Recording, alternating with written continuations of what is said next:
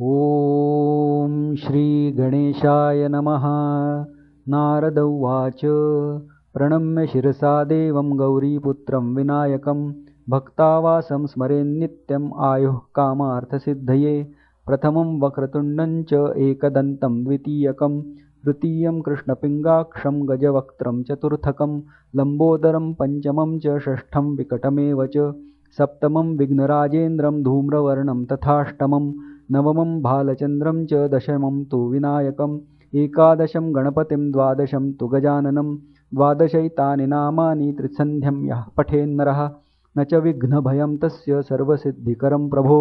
विद्यार्थी लभते विद्यां धनार्थी लभते धनं पुत्रार्थी लभते पुत्रान् मोक्षार्थी लभते गतिं जपेत् गणपतिस्तोत्रं षड्भिर्मासैः फलं लभेत् संवत्सरेण सिद्धिं च लभते नात्र संशयः।